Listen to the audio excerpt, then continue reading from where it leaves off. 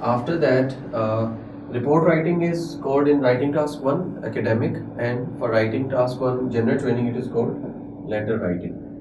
Okay, this is going to be the like examiner's criteria. You'll be getting marks on task achievement. Task achievement mean, do you write enough words, do you stick to the topic, and do you cover all parts of the question. For example, you are given letter writing and there are the 3 bullet points in letter writing. You have to cover all these 3 bullet points, right? And your topic should be relevant, the content you are writing. Then cohesion and coherence. Cohesion and coherence is basically connectors, linking devices you use.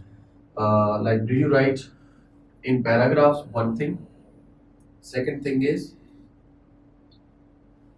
do you connect paragraphs with logical links? You have to connect sentences, sentence to sentence, within sentences, sentence to sentence, and paragraph to paragraph. Okay. Then do you avoid repetitions? Repetitions is not allowed in your, either it is your speaking part or it is your writing part. In दोनों cases में आपको writing allow नहीं है. Repetition is not allowed. Lexical resources. Lexical resource में क्या होता है कि do you use academic words? अच्छा, आपने formal writing use करनी है, informal नहीं use करनी. Do you paraphrase to avoid repeating words? And do you spell correctly? Usman, ये बताएं कि आपको spelling problems आती हैं? सर आते हैं थोड़े बहुत आते हैं. और जुल्फल आपको? थोड़े बहुत है. अगर आप स्पेलिंग गलत लिखेंगे, for example the word is computer, COMPUTER, आप TAR लिख देंगे तो ये गलत हो जाएगा. चाहे वो राइटिंग है, चाहे वो रीडिंग है, चाहे वो आपका लिसनिंग है. स्पीकिंग में तो चूंकि वो आपसे रिटन में चीजें नहीं दिखती ना, तो इस तरीके से आपने करना है. स्पेलिंग्स पे काम करना है. अगर आपको स्पेलिंग्स का इशू है, मैं आप लोगों को एक PDF भेज दूंगा स्पेलिंग रूल्स की. आप उसको गूगल भी कर सकते हैं, यूट्यूब भी कर सकते हैं. वैसे हम ऑन एंड ऑफ वीडियोस भी बनाते हैं, तो मैं इसके ऊपर एक नई वीडियो बना के भी शेयर कर दूंगा. Okay, then we have grammatical range and accuracy. Do you use variety of grammatical forms? क्या आप ग्रामेटिकल फॉर्म्स की वैरायटी यूज करते हैं? जैसे आपके पास शॉर्ट सेंटेंसेस होते हैं, कॉम्प्लेक्स होते हैं, कंपाउंड सेंटेंसेस होते हैं. आपने जेरेंड यूज करना है, आपने इन्फिनिटिव्स यूज करने हैं, आपने जो है पार्टिसिपल्स यूज करने हैं. इस तरह की चीज़ें हैं. इफ कंडीशनल सेंटेंसेस हैं, कंपैरेटिव्स हैं, कनेक्टर्स आपने यूज करने हैं, टॉपिक सेंटेंस है. तो ये सारी चीज़ें आपकी ग्रामर में चली जाती हैं. Then these are the things you have to avoid. Avoid contractions in formal letter, avoid contractions in essay writing. जो आपका informal letter होता है, जो आप friends को लिखते हैं, over there you have to use contractions. Contractions mean जैसे are not को लोग aren't पढ़ते हैं, that is aren't actually. is not को isn't. Yes. तो इस तरह की जो चीजें हैं, they are contractions. Avoid abbreviations. There is no need to write. अगर USA है तो you have to write the United States of America. UK है तो the United Kingdom. पूरे वर्ड्स लिख दें. No use of pronouns in your essay, और वहां पे आपने पर्सनल प्रोनाउंस नहीं यूज करने. When you are writing letter, obviously you will be writing I या यू. इस तरीके से आप लिखेंगे. माय फैमिली के वर्ड आप माय लिख देंगे. In letter writing you can write, but in essay writing you are not allowed. No informal words. अगर तो आपके पास इनफॉर्मल लेटर है तो then you will be using informal words. For example the word is thanks, तो formal में आप thank you लिखेंगे. ठीक है. और इनफॉर्मल में यूज कर सकते हैं, फॉर्मल लेटर में और ऐसे में नहीं यूज कर सकते. No mobile phone language, no suggestions, no predictions. Okay, no recommendations. Avoid repeating same words, they are not allowed. Use standard way of writing या मॉडर्न वे ऑफ राइटिंग आपने करनी होती है. अच्छा, ये जो चीज आ रही है that is for academic writing. मैं इसको स्किप करता हूँ. This is your answer sheet of writing task 1. Either you are appearing at British Council, आप अपीयर होते हैं IDP में, ठीक है, जो AU है, इस्लामाबाद, AU कराची, AU लाहौर, पाकिस्तान के अंदर, या फिर ये कैमरे के अंदर बेसिकली ये सारी चीजें हो रही होती हैं. You will be writing your name. जो आंसर शीट है, द रियल आंसर शीट, मैं आप लोगों को फॉरवर्ड भी कर देता हूँ, द PDF. अच्छा, candidate name you have to write, then you have to write candidate number. आप मुझे बताएं कि आप जो है पेपर बेस्ड में अपीयर हो रहे हैं या कंप्यूटर डिलीवर्ड में? कंप्यूटर में मैंने किया. आपने कंप्यूटर पे किया है, ठीक है. और उस्मान आपने? मैंने अभी नहीं किया. आपने नहीं किया. अगर तो पेपर डिलीवर्ड में जाएंगे तो आपको ये करना है. And if you are going for computer delivered, तो जो मैंने आप लोगों को LMS पोर्टल की एक्सेस दी है, it is same like original test. इसमें आपका आएगा listening, reading, writing. It is totally same like original portal, चाहे ब्रिटिश काउंसिल का है, चाहे एईओ का है, आईडीपी का है, आप कहीं भी अपीयर होते हैं तो आपने वहां पे प्रैक्टिस क्लास में करनी है पोर्टल में। Candidate name you will be writing, candidate number, centre number, then you have to mark either it's academic और जनरल ट्रेनिंग, ये आपने लाजमी मेंशन करना होता है। टेस्ट डेट, और ये आपकी डेट होगी। Sheet, if you are writing 2 sheets तो आप लिखेंगे यहाँ पे 1 of 2, और अगर आप जो है 2 शीट्स लिख रहे हैं तो पहले में 1 of 2, दूसरी में 2 of 2, और अगर आप एक ही लिख रहे हैं तो then you will be writing 1 of 1। ये आपकी राइटिंग आंसर शीट है। आप इसको अगर देखते हैं गौर से तो आप ये देखिए, this is first page, you will be writing and it is going to be the second page. इस सेकंड पेज को आप जब मूव करते हैं एंड पे मैं आपको 4 चीजें बताता हूँ अभी, जो हम थोड़ी देर पहले देख चुके हैं। This is TA, task achievement, इस पे आपको मार्क्स मिलते हैं out of 9 band. CC, cohesion and coherence, characters लगाने हैं, then you will be getting marks. Lexical resources लगाएंगे तो मार्क्स मिलेंगे, like relevant vocabulary, GRAs, grammatical range and accuracy, ये काम करेंगे तो आपको मार्क्स मिलते हैं। अंडर लेंथ 150 वर्ड्स लिखने, you are writing 100 words, it will be under length, marks कटेंगे। नंबर ऑफ वर्ड्स काउंट होते हैं। पेनल्टी किसी वजह से भी पड़ सकती है। ऑफ टॉपिक जाएंगे तो ऑफ टॉपिक को मार्क करेगा। देन मेमोराइज, रट्टा लगाएंगे तो एलिजिबल है, समझ ही नहीं आ रही, तो ये 2 आपके बेसिकली एग्जामिनर्स होते हैं, that is examiner 1 and examiner 2, they are marking. चाहे आपका राइटिंग टास्क 1 है, चाहे आपके पास राइटिंग टास्क 2 है, इन बोथ केसेस, ठीक है, जो आंसर शीट है आपकी that is same except this one.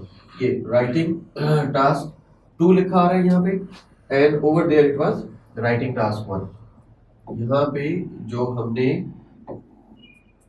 देखा था ये जैसे है आपके पास राइटिंग टास्क 1, तो जस्ट राइटिंग टास्क 1 है और वहां पे राइटिंग टास्क 2 है, that is the only difference between writing answer sheet. अब हम मूव करते हैं towards general training letters. General training letters की ये चीज आपने गौर से देखनी है। अगर आप इसको इजीली पिक कर पाएंगे then you will be able to identify either it is formal, it is semi formal और इनफॉर्मल लेटर। कौन सा फॉर्मल लेटर है, क्या उसके कैरेक्टरिस्टिक्स होते हैं, किनको आप लिखते हैं, what is the opening and what is the ending, this is really important when you are writing letter. Suppose this is formal letter, you will be starting with dear sir, कैसे start करेंगे, with the dear sir, ending yours faithfully. 3 किस्म के letters होते हैं in your general training IELTS writing, that is writing task 1। 3 किस्म के कौन कौन से होंगे, पहला formal, second semi formal and third is informal. 3 किस्म के आपके पास लेटर्स आ गए। अच्छा, अब इनके कैरेक्टरिस्टिक्स क्या है, like when you are writing to someone, when you are writing to someone you have not met, आप किसी कंपनी को लिखते हैं, किसी डायरेक्टर को लिखते हैं, किसी मैनेजर को लिखते हैं, बॉस को लिखते हैं, कोई भी ऐसा बंदा जिसको आप जानते नहीं कि वो कौन है, you have not yet met them, you will be writing formal. आप किसी को 1 या 2 दफा मिल चुके हैं, to someone that you may not have met, may और may not have met, whose last name you know, 1 मुलाकात हुई, 2 मुलाकातें हुई, आप उसके बारे में थोड़ा बहुत जानते हैं, तो then you will be writing, इसको क्या कहते हैं, सेमी फॉर्मल। उसके बाद आपके पास आ जाता है इनफॉर्मल। इनफॉर्मल में आप अपने लंगोटिए यार को लिखते हैं, ठीक है, किसी बचपन के फ्रेंड को लिखते हैं, to someone you know well and whose first name you know and use, ये बेसिकली फ्रेंड्स के लिए होता है। फॉर्मल बॉस के लिए, semi formal might be teacher जिसको आप थोड़ा बहुत जानते हैं, एंड इनफॉर्मल आप जो है फ्रेंड को लिखते हैं। बॉस टीचर हो सकता है या कोई ऐसा जिसको 2 बार मिले, और friend. Okay, when you are writing to the boss, when you are writing a formal letter you'll be writing dear sir, ending would be yours faithfully। yours का s है यहाँ पे, apostrophe नहीं है, usually students make apostrophe, तो आपने apostrophe वहाँ पे नहीं लगाना। then you have to go for semi formal। semi formal में ये चीज आपकी आती है। अच्छा, इसके बाद हम मूव करते हैं towards फॉर्मल हो गया, सेमी फॉर्मल भी हो गया और इनफॉर्मल भी हो गया, तीनों चीजें होगी। एक दफा देखिए, ये जरा मुझे पढ़ के सुनिए अगर आपको नजर आ रहा है तो। फॉर्मल में क्या लिखना है, opening dear sir, dear madam, और एंडिंग इसकी योर्स फेथफुली, और इसके बाद अगला जो पार्ट है हमारे पास that is dear mister Brown dear mister Brown या डियर या फिर या mister Stone dear miss Stone. Okay, उसके बाद your sincerely your sincerely your sincerely and then dear John और बेस्ट रिगार्ड चला जाएगा। ठीक है, अब हम मूव करते हैं नेक्स्ट। अच्छा, ये बड़ी इंपॉर्टेंट चीज है आईएलटीएस लेटर टॉपिक्स कि आपको कौन कौन से टॉपिक्स मिलते हैं। फॉर्मल में कौन से मिलते हैं, सेमी फॉर्मल में कौन से मिलते हैं, इनफॉर्मल में कौन से मिलते हैं। ठीक है, ये आपके पास चीजें हैं, formal, semi formal, informal. Formal letter तब लिखते हैं जब आप इंफॉर्मेशन ले रहे हैं किसी से, और कौन सी इंफॉर्मेशन ले रहे हैं, लाइक बॉस को लिख रहे हैं, किसी कंपनी के हेड को लिख रहे हैं, किसी डायरेक्टर को लिख रहे हैं, और जो है ना इस तरह की चीजें, दैट इज फॉर्मल। आप जॉब के लिए अप्लाई कर रहे हैं, you are making suggestions, you are applying for job, you are complaining to a bank, आपको जो है मिला suppose you got an envelope of your ATM card और chequebook but there was not any ATM cards और chequebooks, आपको ये चीजें नहीं मिलेंगी। देन आप सेमी फॉर्मल को किस तरह लिखते हैं कि like you are going to arrange an accommodation, you are going to ask for permission, complain करते हैं, मेक एन सजेशन या बुक एन अकोमोडेशन। उसके बाद इनफॉर्मल आ जाता है। इनफॉर्मल में आप देखें तो you are going to invite a friend, invite a friend आप करेंगे तो उसके बाद क्या होगा, advising a friend about a holiday, apologising to a friend, ये बेसिकली फ्रेंड में ही जाएगा, ये सारा आपके पास। उसके बाद ये आपके पास आ जाता है फॉर्मल, ये आ जाता है सेमी फॉर्मल, और ये आ जाता है आपके पास फॉर्मल। ये मैं आपको पीडीएफ भेज देता हूँ, आप इसको देख सकते हैं। अच्छा, एग्जामिनर जो बेसिकली चीजें देख रहा होता है वो क्या क्या देख रहा होता है, कोई भी जब हम लेटर लिखते हैं उस लेटर के अंदर, ये मैं आपको एक चीज बताता हूँ, फिर बताता हूँ कि आइल्स के अंदर क्या क्या देखा जाता है। ये सर एक दफा पढ़े। Okay, number 1, the job title of the receiver of the letter. Job title, यहाँ पे आपको टाइटल की जरूरत नहीं होती, डियर सर, डियर मैडम तो आप लिखते हैं। नंबर 2, द डेट, कोई जरूरत नहीं होती। द रिसीवर्स एड्रेस, ये वैसे लेटर्स के अंदर होता है but in IELTS we don't know. The greeting phrase, अच्छा वो आप लिखेंगे डियर सर, डियर मैडम, और टॉपिक ऑफ द लेटर आपको लिखने की जरूरत नहीं होती।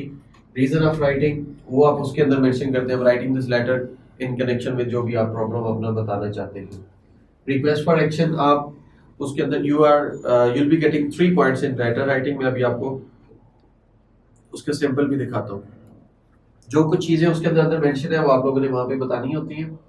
अच्छा, सिग्नेचर, आपने एट द एंड अपना नेम लिखना होता है।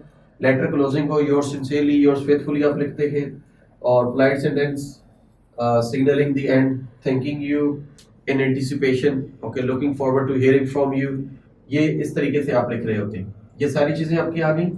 अब ये उसका सिंबल दे दिया गया है, आपने यहाँ से स्टार्ट करना होता है, डियर सर और डियर मैडम। ठीक है, request to change a room, subject है, इसकी जरूरत नहीं है। अब राइटिंग टू आस्क, ये आपने लिखना होता है, अगला पार्ट आपने लिखना होता है, ये पार्ट लिखना होता है, ये सारा लिखना होता है, एंड तक आपने यहाँ तक ये सारी चीजें कंप्लीट करनी। मैं आपको ये पीडीएफ ऑलरेडी मैंने आप लोगों को ग्रुप में शेयर की हुई है, you can find this PDF, और वहां से भी आप ओपन कर सकते हैं और इधर से भी आप देख सकते हैं। Okay, let's come to the formal letter. ये सबसे पहले हमारे पास जो लेटर है दैट इज फॉर्मल। इस फॉर्मल को, ये देखिए, ये 3 बुलेट पॉइंट्स होते हैं, यू हैव टू एड्रेस। ये आपके पास ऊपर क्वेश्चन की स्टेटमेंट आ गई, ये 3 चीजें आपने इंक्लूड करनी है, और आपने जो लेटर स्टार्ट करना है you have to start with dear. Dear से आगे आपके पास फ्रेंड है, आगे आपके पास डियर मिस्टर ब्राउन है, डियर मिसेस ब्राउन है, डियर सर है, डियर मैडम है, वो आप उस हिसाब से लेके चलते हैं। ठीक है, अच्छा चलिए जी, स्टार्टिंग फ्रॉम हियर। अब यहां से पढ़ते हैं। You recently stayed in a hotel in a large city, the weather was very unusual for the time of the year, like the heating and cooling system in the hotel was quite inadequate, वो proper नहीं था। आपने किसी hotel में stay किया, वहां पे cooling या हीटिंग सिस्टम ठीक नहीं था। Write a letter to the manager of the hotel, आपने मैनेजर को लिखना है। इन योर लेटर आपने वहां पे क्या बताना है, give details of what went wrong, explain what you had to do to overcome the problem at the time, or say what action you would like the manager to take. तीन काम करने हैं आपने. एक तो बताना है कि वहां पे प्रॉब्लम क्या फेस हुआ, दूसरा क्या बताना है, दूसरा क्या था, टाइम नहीं, what you had to do overcome the problem at the time. Suppose it was winter, सर्दियां थी, तो आपने सर्दियों के प्रॉब्लम हल करने के लिए क्या किया, ओवर एक्स्ट्रा गारमेंट्स पहनी आपने, हीटर तो चल ही नहीं रहा था, पानी गर्म था ही नहीं, तो आपने किस तरीके से मैनेज किया. उसके बाद आपने क्या किया कि say what action you would like to take the manager. अगर गर्मियां थी तो विंडो ओपन की है, आप नहाते रहे, शावर लेते रहे, और आपने क्या एक्शन लिया, sorry, say what action you would like the manager to take. आप मैनेजर को क्या चाहते हैं कि वो क्या एक्शन ले. ठीक है, इस तरीके से आपने इसको लेके चलना है. अच्छा, अब इसको आप मुझे बताएं कि सपोज आप लोगों ने कोई देखा व्हाट वी कॉल ए, किसी होटल में स्टे किया और आप लोगों को जो प्रॉब्लम्स फेस करने पड़े, वो क्या प्रॉब्लम्स थे. सर इसमें फर्स्ट प्रॉब्लम था, हमने एक विजिट किया फर्स्ट फॉर दैट हमारे गांव में विजिट किया, वहाँ पे इलेक्ट्रिसिटी की प्रॉब्लम थी कि में जो इलेक्ट्रिसिटी है उसकी शॉर्टेज थी. और क्या इशू हो सकता है. सपोज आप गए किसी होटल में और वहां पे कूलिंग सिस्टम ठीक नहीं था, एसी काम नहीं कर रहा था, तो फिर वहां पे क्या किया आप लोगों ने. अच्छा, मैनेजर को कंप्लेन किया, लेकिन प्रॉब्लम क्या फेस किया, पहले तो ये बताएं. व्हाट द प्रॉब्लम, प्रॉब्लम को पहले जस्टिफाई करना है. प्रॉब्लम ये थी हमें यानी कि मुश्किल हो रही थी हाँ, फेस करने में. नहीं एक्सप्लेन करें ना, प्रॉब्लम को एक्सप्लेन करना है. एसी भी चल रहा था, उसकी वजह से प्रॉब्लम आ रही थी. एसी नहीं चल रहा था, ठीक है, तो आप यानी कि रेस्ट नहीं कर सकते, कोई और काम नहीं कर सकते एसी की वजह से, गर्मी बहुत ज्यादा थी. आपने कंप्लेन नहीं की. ठीक, कंप्लेन तो करनी है ना, मैनेजर को कॉल करनी है. अभी मैनेजर को तो खत लिख रहे हैं ना, मैनेजर को खत लिख रहे हैं. देखिए, मैनेजर तो होटल में नहीं है, होटल में तो स्टाफ होगा ना. Yes sir. सपोज मैं इस रूम के अंदर हूँ, कंस्ट्रक्शन पे जो स्टाफ होगा उसको हमने बोला, तो आपने उनको कंप्लेन की तो उन्होंने कोई एक्शन नहीं लिया. वो उन्होंने एक्शन यानी कि करिए दिया, यानी कि वो अपने जो होगा टेक्नीशियन उसको कॉल करेंगे, वो आएगा, चेक करेगा, सोल्व करेगा. हाँ, ठीक है, तो उन्होंने कोई एक्शन नहीं लिया. आपने रिसेप्शन पे इन्फॉर्म किया, उन्होंने बंदा भेजा, तो उसने कहा जी मैं ठीक करता हूँ एसी, वो अपनी तरफ से ठीक करके गया, लेकिन एसी नहीं चल रहा था. ठीक है, ओके, देन नेक्स्ट, और क्या हो सकता है. क्लीनिंग का इशू हो सकता है, रूम सर्विस का इशू हो सकता है. नहीं, हमने कूलिंग या हीटिंग सिस्टम को लेके चलना है. Okay, and explain what you had to do overcome the problem. Suppose AC काम नहीं कर रहा था, तो आप लोगों ने उस सिचुएशन को ओवरकम कैसे किया. हम यही बोलेंगे, अब इसमें अगर एसी भी चल रहा तो हम दूसरे रूम में शिफ्ट कर दें या किसी और फ्लोर पे ले जाएं. ये तो यहाँ पे हो गया ना, ये तो यहाँ पे हो गया. यहाँ पे कहीं भी तुम काम कर रहा हूँ. अच्छा, आपने उनसे बात की, उन्होंने रूम चेंज किया या नहीं किया, और सपोज रूम चेंज किया या नहीं चेंज किया, फिर भी गर्मी थी, फिर क्या किया आपने. मेरा मैनेज ही करना है. नहीं, मैनेज कैसे करेंगे, खिड़की खोल देंगे, आप शावर लेंगे, आप जो है ना बैठे रहेंगे, आप बाहर चले जाएंगे, गली मोहल्ले में घूमेंगे, विंडो खोल देंगे, डोर खोल देंगे, सब कुछ खोल देंगे, और मच्छर आ गए सारे अंदर. यही तो सब कुछ बताना है. यही देखिए, इसमें एयर कूलर भी हो सकता है, उन्होंने अरेंज करके दे दिया हो कि आप जो है ना वो शॉर्ट लीज को यूज करें. वो 1 घंटा चला बंद हो गया, कोई फैन दे दिया हो, वो 1 घंटा चला बंद हो गया. 1 घंटा चला और बंद हो गया, प्रॉब्लम तो फिर भी उधर का उधर ही है. शावर ही करना पड़ेगा जी. या फिर उन्होंने टेक्नीशियन को कॉल की कि वो आके चेक करेगा कि इसमें कि फॉल्ट क्या है, उसको फॉल्ट को जो है वो फिक्स किया जाए. ठीक है, तब तक उन्होंने वो शॉर्ट टाइम के लिए एयर कूलर दे दिया या कोई मैनुअल ऐसी चीज दे दी. ठीक है, या उन्होंने शॉर्ट टाइम के लिए रूम जो है वो चेंज कर दिया कि जब तक भी इसकी प्रॉब्लम फिक्स होती है तब तक आप इस रूम में स्टे करें, या वेटिंग हॉल में आप जो है ना वेट करें. ठीक है, पहले उस्मान बताएं, आपका क्या ख्याल है, मैनेजर को क्या कहना चाहिए, क्या करना चाहिए? मैनेजर को प्रॉब्लम सॉल्व करनी चाहिए। नहीं, आप बताएं ना, मैनेजर क्या करेगा?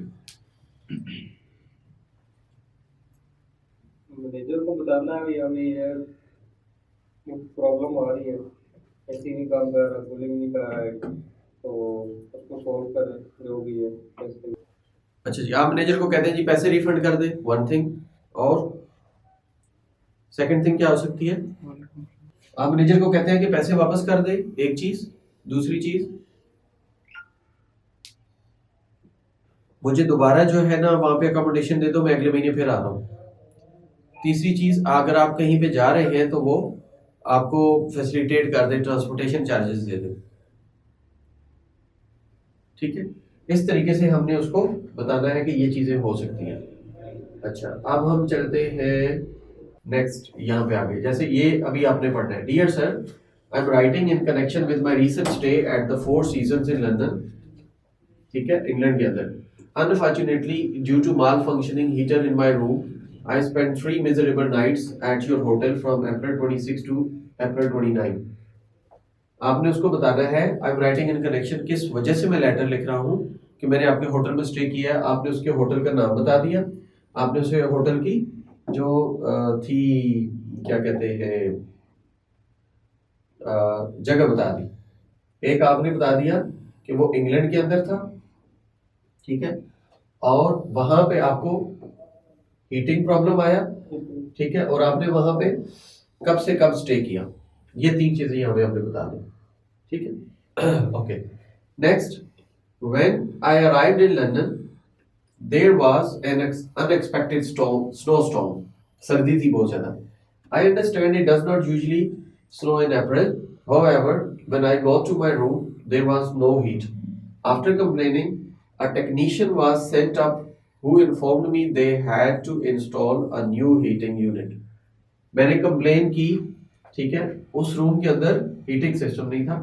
मैंने वहां पे कंप्लेन की तो उन्होंने क्या कहा, मैंने जब वहां पे कंप्लेन की तो उन्होंने क्या किया, कहा कि हम आपको एक नया यूनिट इंस्टॉल कर देते, हीटिंग सिस्टम।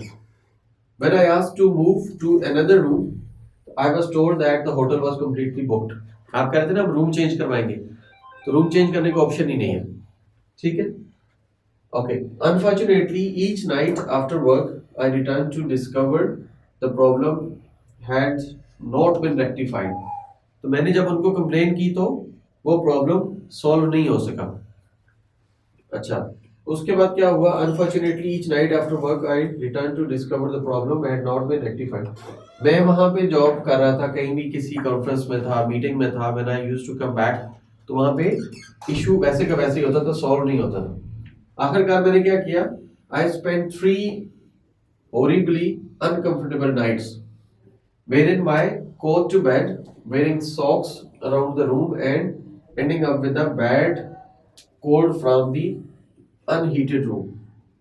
तो मैंने वहां पे जो भी एक्स्ट्रा गारमेंट्स थी पहनी, सॉक्स पहनी, मैंने शूज पहने, मैंने लॉन्ग कोट पहना, मैंने चादर ली, स्वेटर ली, I put on the cap. तो मैं वहां पे उस तरीके से अपनी रातें गुजारता था। I am shocked by this terrible service, this is not what anyone expect. मैंने $400 पे किए थे और ये चीजें मैं वहां पे एक्सपेक्ट नहीं कर पा रहा था, जिस तरीके से ये चीजें हुई है, ठीक है। अच्छा, उसके बाद अगला पार्ट क्या है, ये चूंकि मैंने $400 पे किए थे, लिहाजा ये चीज मैं एक्सपेक्ट नहीं कर रहा था, और I asked you to refund my money.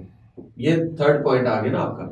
पहले मैं आपने हीटिंग कूलिंग सिस्टम बताया, हीटिंग सिस्टम बता दिया, फिर आपने आपके साथ कैसे गुजरा, सॉक्स पहनी, जो भी चीजें पहनी, और अब आप कह रहे हैं कि रीफंड माय मनी, और I am prepared to my complain to a higher, otherwise I'll be complaining to my higher authority.